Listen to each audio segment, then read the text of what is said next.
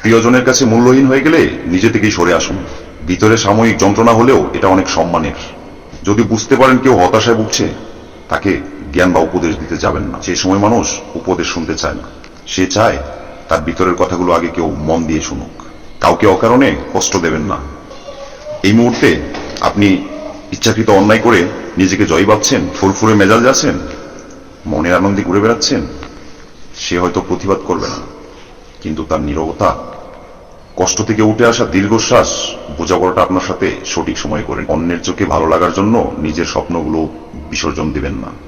যে আপনাকে আপনার মতো গ্রহণ করতে পারে না, তার কাছে গ্রহণযোগ্য হওয়ার চেয়ে একা থাকাই ভালো। যা হাতছাড়া হয়ে গেছে তা নিয়ে কখনো আফসোস করবেন না। বয়স, শিক্ষা, পদ ও পদবীর দিক দিয়ে কেউ ছোট হলে তাকে ছোট করে দেখবেন না, তাহলে আপনি ছোট হয়ে যাবেন।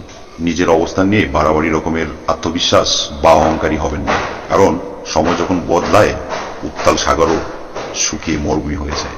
সমালোচনাকারীদের সাথে যুদ্ধ করে নিজের সময় ও শক্তির অপচয় করবেন না। নিজেকে উন্নত করুন, তারা এমনিতেই চুপ হয়ে যাবে।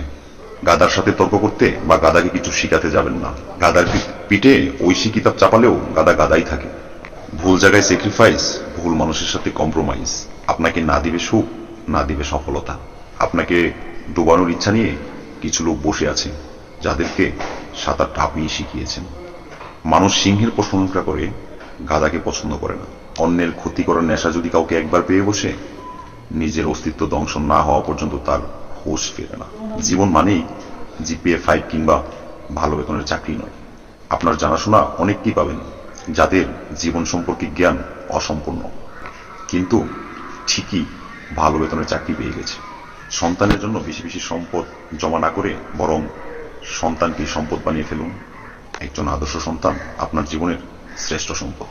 পৃথিবীর নিষ্ঠুরতম সত্য হলো, আপনার উপকারের কথা কেউ মনে রাখবে না।